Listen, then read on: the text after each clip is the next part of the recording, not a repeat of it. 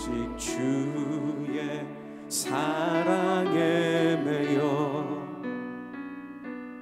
내 영 기뻐 노래합니다. 이 소망의 언덕 기쁨의 땅에서 주께 사랑드립니다. 오직 주의 임재 안에 갇혀 내 영 기뻐 찬양합니다. 이 소명의 언덕 거룩한 땅에서 주께 경배드립니다. 주께서 주신 모든 은혜 나는 말할 수 없네. 내 영혼 즐거이 주 따르렵니다. 주께 감사드립니다. 너희를 위하여 보물을 땅에 쌓아두지 말라. 거기는 좀과 동록이 해하며 도둑이 구멍을 뚫고 도둑질하느니라. 오직 너희를 위하여 보물을 하늘에 쌓아두라. 거기는 좀이나 동록이 해하지 못하며 도둑이 구멍을 뚫지도 못하고 도둑질도 못하느니라. 내 보물이 있는 그곳에는 내 마음도 있느니라. 눈은 몸의 등불이니 그러므로 내 눈이 성하면 온 몸이 밝을 것이요 눈이 나쁘면 온 몸이 어두울 것이니 그러므로 내게 있는 빛이 어두우면 그 어둠이 얼마나 더하겠느냐.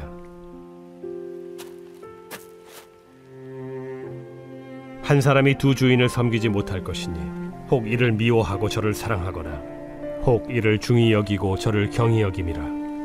너희가 하나님과 재물을 겸하여 섬기지 못하느니라. 그러므로 내가 너희에게 이르노니 목숨을 위하여 무엇을 먹을까 무엇을 마실까 몸을 위하여 무엇을 입을까 염려하지 말라. 목숨이 음식보다 중하지 아니하며 몸이 의복보다 중하지 아니하냐. 공중의 새를 보라. 심지도 않고 거두지도 않고 창고에 모아들이지도 아니하되 너희 하늘 아버지께서 기르시나니 너희는 이것들보다 귀하지 아니하냐. 너희 중에 누가 염려함으로 그 키를 한 자라도 더할 수 있겠느냐. 또 너희가 어찌 의복을 위하여 염려하느냐. 들의 백합화가 어떻게 자라는가 생각하여 보라. 수고도 아니하고 길쌈도 아니하느니라. 그러나 내가 너희에게 말하노니 솔로몬의 모든 영광으로도 입은 것이 이 꽃 하나만 갖지 못하였느니라. 오늘 있다가 내일 아궁이에 던져지는 들풀도 하나님이 이렇게 입히시거든 하물며 너희일까 보냐. 믿음이 작은 자들아, 그러므로 염려하여 이르기를 무엇을 먹을까 무엇을 마실까 무엇을 입을까 하지 말라. 이는 다 이방인들이 구하는 것이라. 너희 하늘 아버지께서 이 모든 것이 너희에게 있어야 할 줄을 아시느니라. 그런즉 너희는 먼저 그의 나라와 그의 의를 구하라. 그리하면 이 모든 것을 너희에게 더하시리라. 그러므로 내일 일을 위하여 염려하지 말라. 내일 일은 내일이 염려할 것이요 한날의 괴로움은 그날로 족하니라. 사랑하는 더 사랑의 성도 여러분, 오늘 하루도 주의 은혜를 풍성하게 누리는 복된 하루 보내시기를 바랍니다. 원래 하나님은 우리를 사랑하셔서 우리의 인생을 살면 살수록 더함이 있는 플러스 인생으로 만드셨습니다. 창세기 1장 28절에 보면 하나님이 그들에게 이르시되 생육하고 번성하여 땅에 충만하라, 땅을 정복하라. 생육하고 번성하여 땅에 충만하라, 이 명령을 쉽게 풀면 살면서 플러스 되라, 더해져라는 명령이고 이 명령은 그대로 이루어졌습니다. 그러나 안타깝게도 죄로 인하여 모든 만물과 우리의 인생은 살면 살수록 시간이 흘러갈수록 마이너스가 되어 부족해지게 되었습니다. 그런데 은혜가 무엇입니까? 하나님께서 예수 그리스도로 말미암아 우리의 죄를 사하셔서 다시 살면 살수록 더함이 있는 플러스 인생으로 우리를 회복시켜 주신 것입니다. 예수 안에서 모든 것이 새롭게 된 것입니다. 예수 안에 있는 더 사랑의 성도 여러분, 여러분의 인생과 가정이 살면 살수록 마이너스가 아니라 플러스가 되어 더함이 있길 간절히 축복합니다. 오늘 말씀을 통해 더함이 있는 플러스 인생의 4가지 원리를 살펴보고 은혜를 누리는 시간을 갖도록 하겠습니다. 첫 번째는 염려하지 말아야 한다는 것입니다. 더함이 있는 플러스 인생을 살기 위해 인생에서 염려를 빼야 하는 것입니다. 오늘 본문 말씀에 보면 목숨을 위하여 무엇을 먹을까, 무엇을 마실까, 몸을 위하여 무엇을 입을까 염려하지 말라.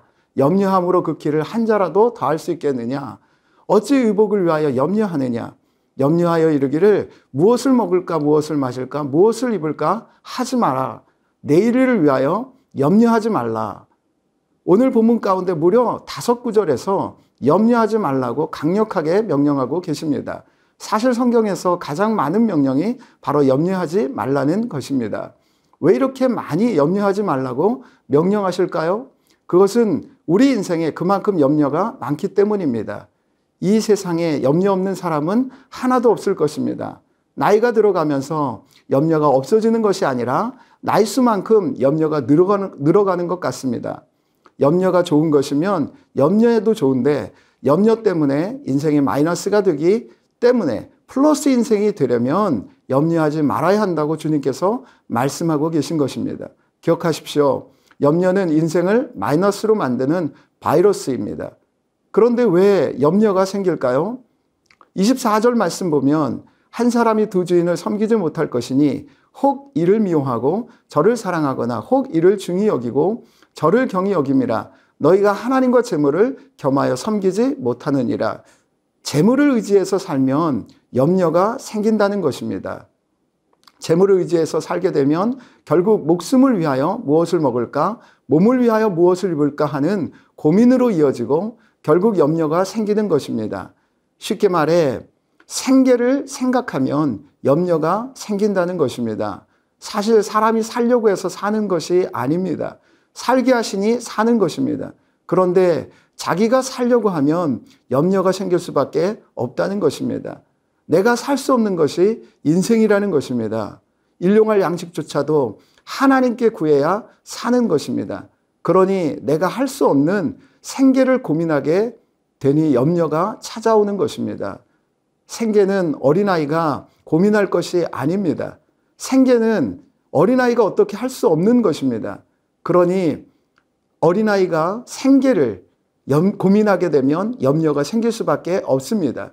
사실 생계는 아버지가 해야 할 고민입니다. 이처럼 우리의 생계를 위해 우리가 고민하면 안 됩니다. 엄밀히 말하면 생계는 우리가 책임질 것이 아닙니다. 그런데 고민하니까 염려가 생길 수밖에 없다는 것입니다. 그 고민은 하늘 아버지이신 하나님께서 하셔야 하는 것입니다. 그럼 어떻게 염려하지 않을 수 있을까요? 예수님의 해결책을 살펴보겠습니다. 26절과 28절 말씀입니다. 공중의 새를 보라. 심지도 않고 거두지도 않고 창고에 모아들이지도 아니하되 너희 하늘 아버지께서 기르시나니 너희는 이것들보다 귀하지 아니하냐? 또 너희가 어찌 의복을 위하여 염려하느냐? 들의 백합화가 어떻게 자라는가 생각하여 보라. 수고도 아니하고 길쌈도 아니하느니라. 생계 때문에 고민하여 염려가 생길 때마다 새들을 보라는 것입니다. 백합화도 보라는 것입니다. 그리고 생각해 보라는 것입니다. 아무것도 수고하지 아니하고 있는 그들도 잘 지내고 잘 자라고 있다는 것입니다. 다시 말해 주변을 한번 둘러보라는 것입니다. 나보다 더 어려운 환경에 있는 사람들도 지금 잘 살고 있다는 것을 보라는 것입니다. 그리고 나 자신을 보라는 것입니다. 지금까지 살아온 날들을 보면 어쨌든 이제까지 살아왔습니다. 그러니 앞으로도 잘 살 것이라는 것입니다. 하나님께서 이렇게 하셨다는 것입니다. 주변을 둘러보고 마지막으로 하나님을 보라는 것입니다. 보이지 않는 하나님을 바라보는 것은 어떤 의미이겠습니까? 한마디로 기도하라는 것입니다. 빌립보서 4장 6절과 7절 말씀입니다. 아무것도 염려하지 말고 다만 모든 일에 기도와 간구로 너희 구할 것을 감사함으로 하나님께 아뢰라. 그리하면 모든 지각에 뛰어난 하나님의 평강이 그리스도 예수 안에서 너희 마음과 생각을 지키시리라. 사실 염려한다는 것은 내가 할 수 없기 때문에 하는 것입니다. 염려만 하고 있는 것은 내가 하나님 아버지를 믿지 않고 있다는 증거입니다. 그러므로 염려가 되면 하나님을 바라보고 다시 그 하나님을 믿고 신뢰하라는 사인으로 알면 됩니다. 한마디로 염려거리가 기도의 제목이라는 것입니다. 무엇인가 염려되면 기도 제목을 알고 기도하라는 것입니다. 이것이 하나님을 바라보는 것입니다. 살아있다면 염려는 끊임없이 일어납니다. 자꾸 하나님을 의심하여서 믿지 못하고 내가 어떻게 하려는 유혹들이 많이 있습니다. 그렇기 때문에 쉬지 말고 기도해야 하는 것입니다. 염려는 마음과 생각에서 나옵니다. 그렇기 때문에 마음과 생각이 잘 다스려져야 합니다. 기도하면 나의 아버지 하나님이 어떤 분이신지 제대로 인식하게 됩니다. 하나님은 모든 만물의 창조주이시고 다스리시는 주권자, 전능자이십니다. 그런데 그분이 나를 가장 사랑하셔서 그 아들을 주신 나의 아버지이십니다. 이 사실을 기도하면 성령께서 알려주셔서 내 지각을 깨우십니다.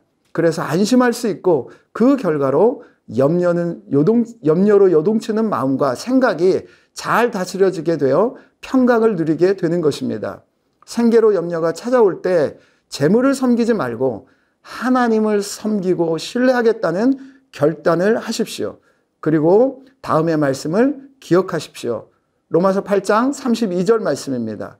자기 아들을 아끼지 아니하시고 우리 모든 사람을 위하여 내주신 이가 어찌 그 아들과 함께 모든 것을 우리에게 주시지 아니하겠느냐. 염려가 찾아올 때마다 염려하지 말고 나를 사랑하셔서 모든 것을 주시는 하나님 아버지께 기도함으로 더함이 있는 플러스 인생을 사시기를 주님의 이름으로 축복합니다. 두 번째는 자신의 가치를 제대로 평가해야 더함이 있는 플러스 인생을 산다는 것입니다. 여러분은 자신의 가치를 얼마짜리로 보시나요? 사람의 가치를 물질로 계산하면 얼마일까요? 제2차 세계대전 때 나치는 사람의 인체에서 뽑을 수 있는 가치는 소고기나 돼지고기 한 근값도 못 되는 것으로 파악하고 유대인들의 시체를 전부 내버렸다고 합니다. 그런데 미국의 예일대학의 한 생물학자는 사람의 인체의 가치를 생화학 원료로 분류하여서 다시 평가하니 약 600만 불, 현재 가치로 보면 74억에 해당하는 금액이 나오고 이 원료로 세포를 만드는 과정에서 약 6천만 불, 약 742억 원이 들어가고 이 세포들을 합성해서 살아있는 인간으로 조립하면 이 세상의 돈을 다 써도 모자란다는 결론을 내렸습니다. 한마디로 우리 사람은 그 인체만으로도 값으로 따질 수 없는 존재라는 것입니다. 성경은 사람의 가치를 어떻게 말하고 있습니까? 마태복음 6장 26절 30절 말씀입니다. 공중의 새를 보라. 심지도 않고 거두지도 않고 창고에 모아들이지도 아니하되 너희 하늘 아버지께서 기르시나니 너희는 이것들보다 귀하지 아니하냐. 오늘 있다가 내일 아궁이에 던져지는 들풀도 하나님이 이렇게 입히시거든 하물며 너희일까 보냐. 믿음이 작은 자들아. 마태복음 8장 36절 말씀입니다. 사람이 만일 온 천하를 얻고도 자기 목숨을 잃으면 무엇이 유익하리요? 사람은 어떤 피조물보다 모든 피조물 온 우주보다 더 값어치 있다는 것입니다. 하나님 앞에서 우리는 얼마짜리입니까? priceless. 다시 말해 값으로 따질 수 없다는 것입니다. 굳이 따지면 예수님 짜리입니다. 아니 어쩌면 예수님보다 가치가 있습니다. 그래서 예수님을 죽이시면서까지 우리를 구원하셔서 자녀 삼으신 것 아니겠습니까? 이렇게 자신의 가치를 바로 알아야 마이너스가 아닌 플러스, 더함이 있는 인생을 살 수 있는 것입니다. 이렇게 값비싼 존재를 하나님께서 망하게 하시겠습니까? 절대로 그렇지 않습니다. 그런데 마귀는 우리를 속여서 우리 자신의 가치를 전혀 쓸데없는 존재라고 말합니다. 그래서 함부로 막 살도록 합니다. 그래서 마이너스 인생을 살도록 하는 것입니다. 마귀가 너는 쓸데없는 하찮은 존재라 존재다라고 속일 때 다음의 말씀을 기억하십시오. 에베소서 2장 10절 말씀입니다. 우리는 그가 만드신 바라 그리스도 예수 안에서 선한 일을 위하여 지으심을 받은 자니 이 일은 하나님이 전에 예비하사 우리로 그 가운데서 행하게 하려 하심이니라. 만드신 바는 헬라어로 포이에마, 즉 걸작품을 뜻합니다.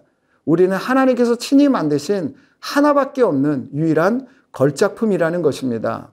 비록 죄와 허물로 망가진 모습이 있으나 여전히 존귀한 걸작품입니다. 수십억짜리 도자기에 똥이 묻었다고 그 가치가 떨어지지 않습니다. 100억짜리 어음에 오물이 묻었다고 그 가치가 떨어지지 않습니다. 닦아내면 되는 것입니다. 그러므로 서로에게 가장 가치 있는 존재임을 알려주고 그렇게 대해주고 걸작품답게 살아감으로 정말 더함이 있는 플러스 인생을 사시기를 주님의 이름으로 축복합니다. 세 번째는 상위 가치를 위해 살아야 더함이 있는 플러스 인생이 되어지는 것입니다.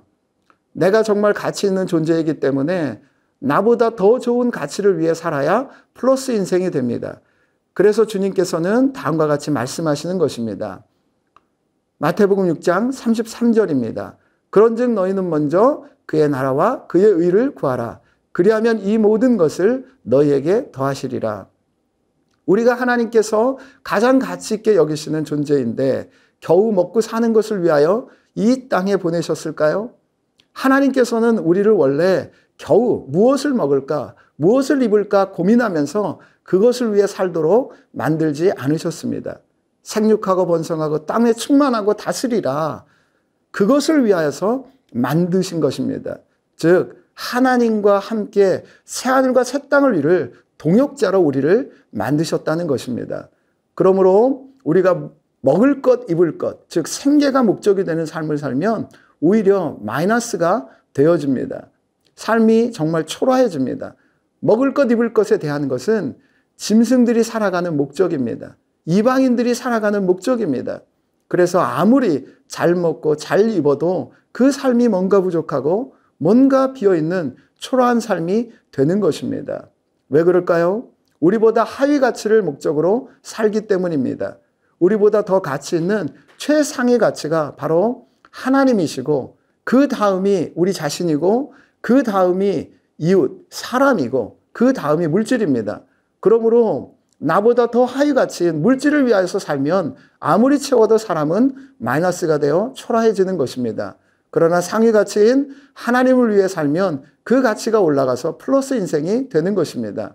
예를 들어 도자기 그릇에 도자기보다 좋지 않은 가치인 똥이나 오물을 채우면 도자기가 채워졌으나 그 가치는 마이너스가 되는 것입니다.